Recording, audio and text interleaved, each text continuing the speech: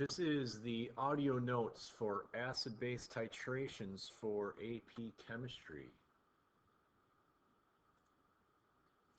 First thing I want to talk about is how titrations, so an acid and a base added together, equal molar amounts in order to, let's say, neutralize, although you'll see in a little while that that's not necessarily the case.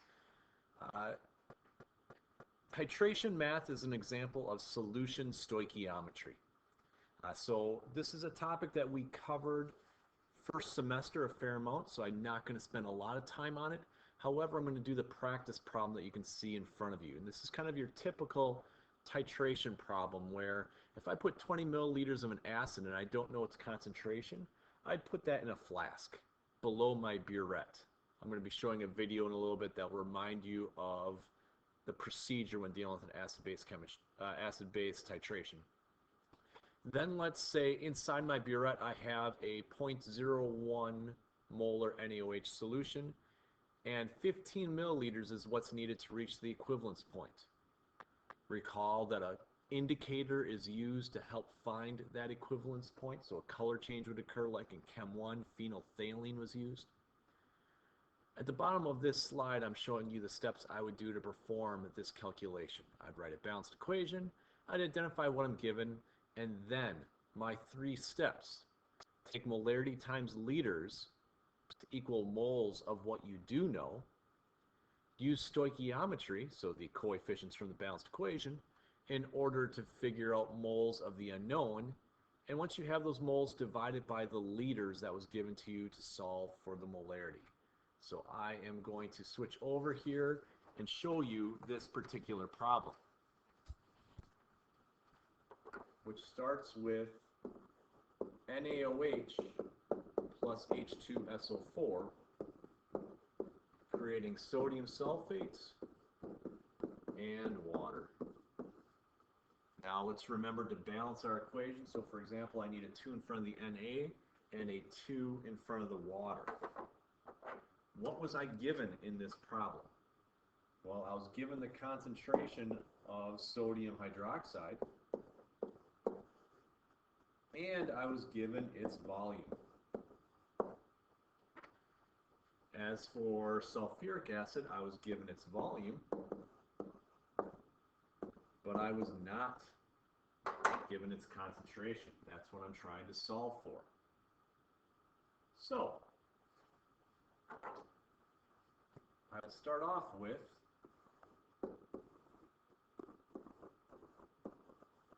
my molarity of NaOH.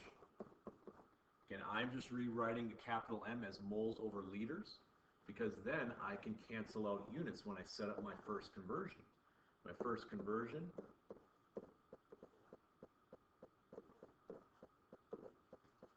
is multiplying by the milliliters or liters of NaOH. Hopefully you can recognize then the liters on the top and the bottom cancel each other out. And I'd be left with moles of NaOH. Now I need to get to moles of sulfuric acid. There's 1 of the H2SO4 for every 2 of the NaOH. That way NaOH is on the top and the bottom.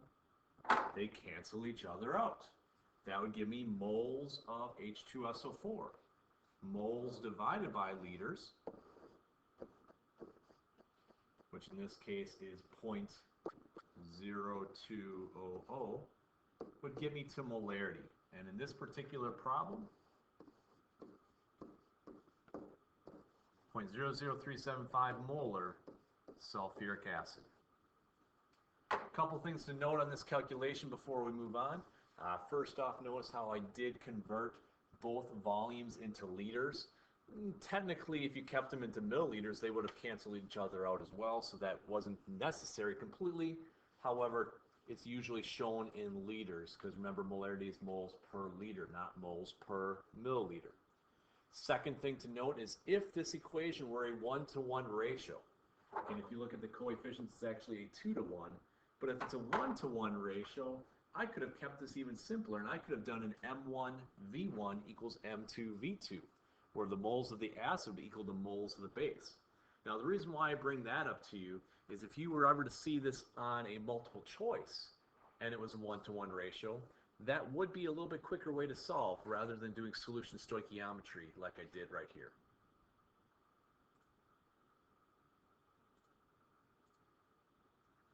So again, hopefully that covers this slide on solution stoichiometry. The next thing I would like to do is actually to play an animation from the old textbooks online center to show you how a titration works. Again, unfortunately, with us not being in school, I'm not able to have you do the titrations in order for us to stay on schedule, but hopefully then at least this animation will help out with that.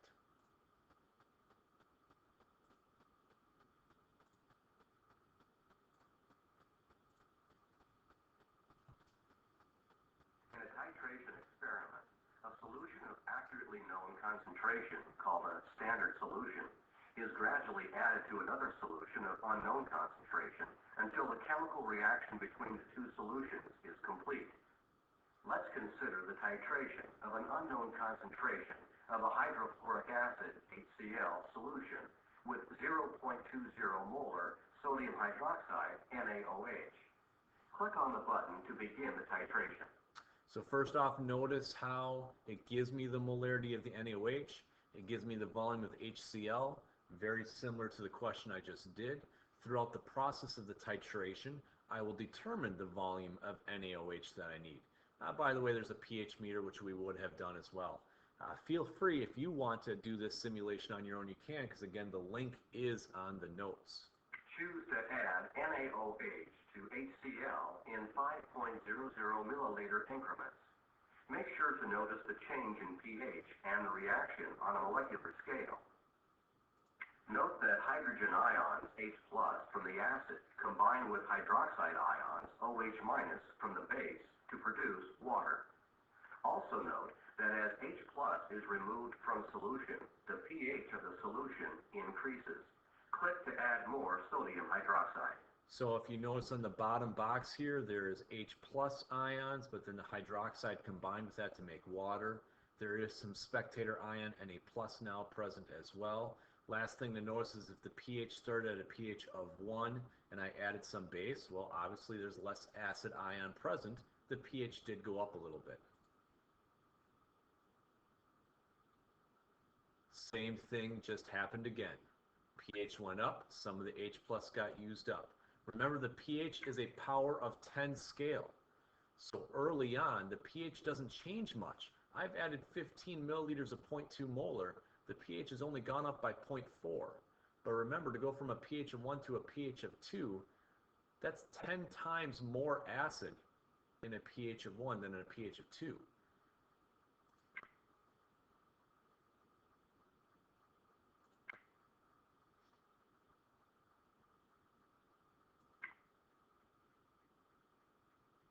At this point in the titration, the acid has completely reacted with or been neutralized by the base. This point is called the equivalence point. In the titration of a strong acid with a strong base, the pH at the equivalence point is 7. Note that only sodium ions and chloride ions are present in solution. Because these ions will not affect the pH of the solution, the pH is neutral. Click to add more sodium hydroxide. One of the unique things about a titration curve is it stays relatively flat and then all of a sudden it shoots up. Remember that idea of a power of 10 scale where it stayed for 25 milliliters, its pH changed by only 1, because this is roughly 2 right here. But then 5 more milliliters caused a drastic change because the pH scale is a power of 10 scale. Meaning the difference between a pH of 7 and 6 is not many parts acid, but a pH of 3 versus 2 is a significant amount more. Also notice the molecular level, again, there is no more acid ions here present, so when I add more base, the solution becomes basic. Past the equivalence point, there are no longer any hydrogen ions, H+, to react with the added hydroxide, OH-. The hydroxide concentration in the solution increases, and the pH of the solution becomes basic. Click to add one final increment of sodium hydroxide.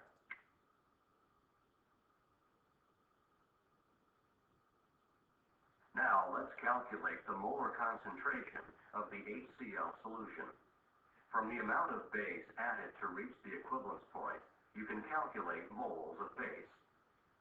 The reaction is hydrochloric acid plus sodium hydroxide producing water and sodium chloride. Or the net ionic equation is hydrogen ions plus hydroxide ions producing water. From the mole ratio in the reaction above, you can calculate moles of HCl. Click on the correct concentration of the HCl solution. So first off, notice that they pick the volume for when it's equimolar right in the middle of this steep part of the titration graph. Now, as they stated, HCl and NaOH are a strong acid and base respectively, so that's going to end up at a pH of 7. This will change for you in a little bit.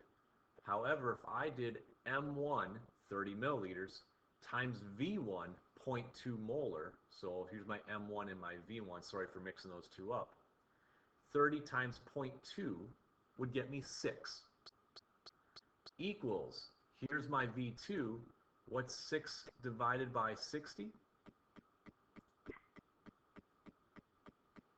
And that's how you get to your final answer if it was a 1-to-1 ratio. But again, the main thing I wanted to show you on this animation was how the curve works. We need to get used to the shape of that curve.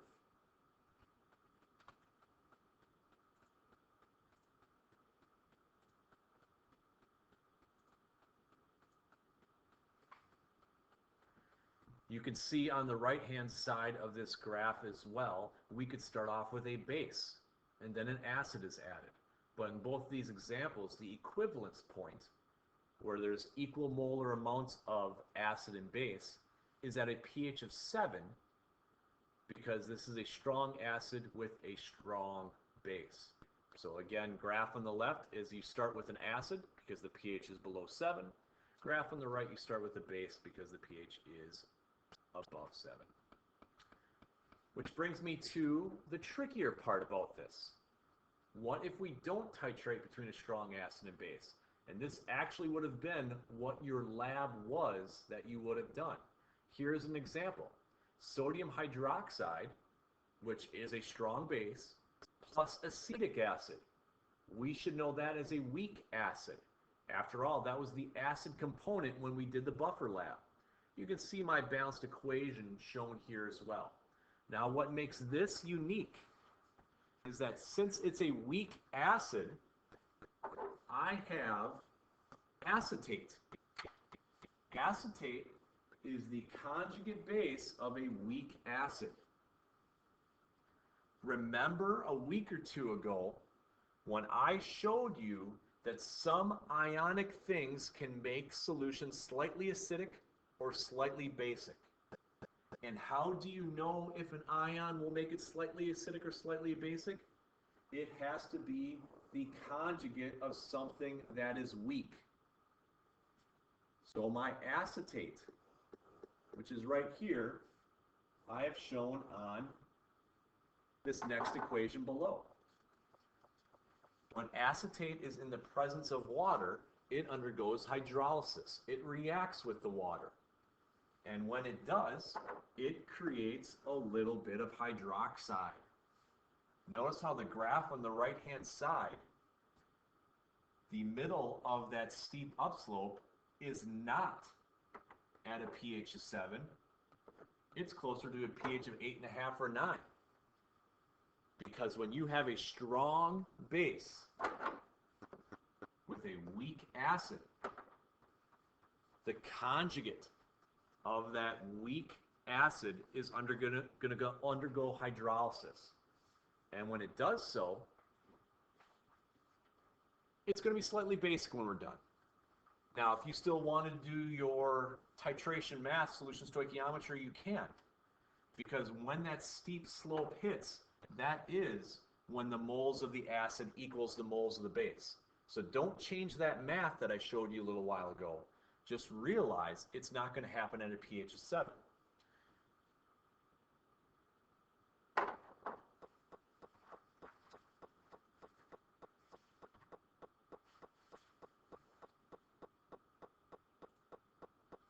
On my last slide, if I can erase everything that I just wrote a second ago here, I want to show you something that the Pogel packet is going to go over much more in depth that you do later on this week.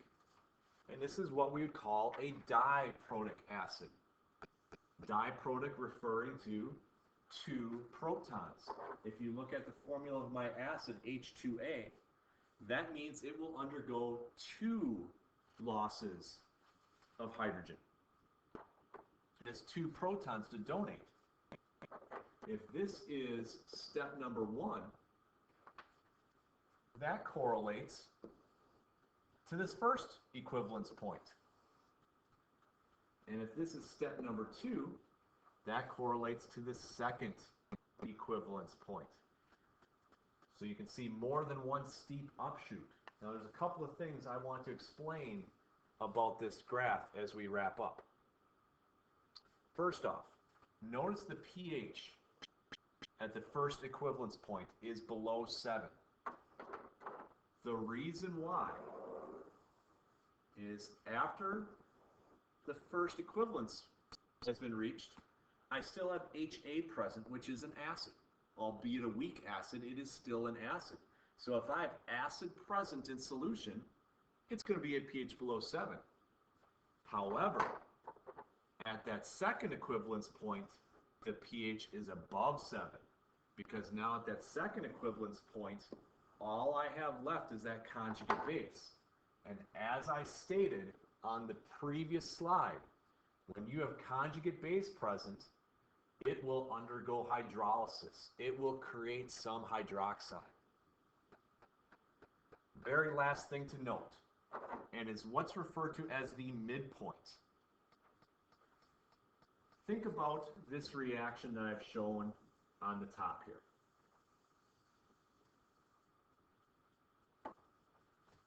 Between H2A and OH. If it took 8 milliliters, as shown on the graph below, to turn into those products, HA minus and H2O, 4 milliliters is a halfway point. And at the halfway point, I would have used up half of the H2A, and it would have turned into HA minus. But at that halfway point, my concentration of H2A would equal this. Okay, think if I had 100 parts H2A, halfway through the titration, I now have 50 parts of H2A, 50 parts of HA minus. Why is this significant? Let's go back to buffers. pH equals pKa plus the log of your A minus over your HA. If these are the same, the log of 1 equals 0. Which means the pH at the first midpoint, so if I kind of draw a dotted line over, the pH at the first midpoint would equal the pKa of that acid. In other words, I could determine the Ka of an acid by doing a titration. And this is something else that you would have performed on that lab. Notice how midpoint 2, I would get the second pKa. Because at the second midpoint, I would have 50% of A minus 2, 50% of HA minus. Once again, that would allow pH to equal pKa. The 2 would cancel each other out to give us that pH equals pKa. What we need you to understand about titrations is, first off, my first slide was going over solution stoichiometry. You have to be able to calculate the concentration of an unknown.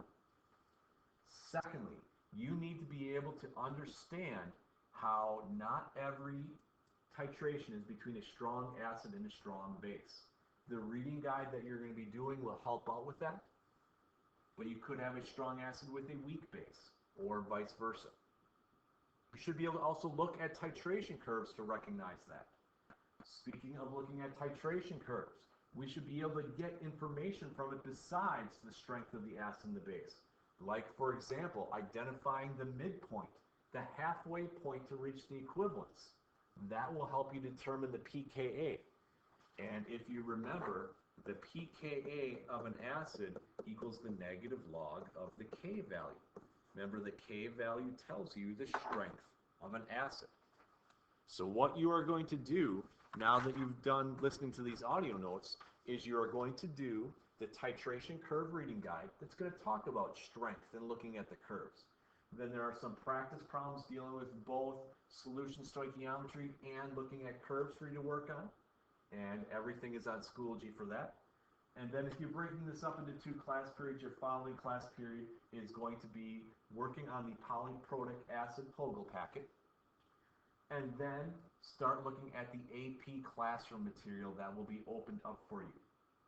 Again, as always, if you have any questions, just let me know. Otherwise, good luck with working with acid-base titrations.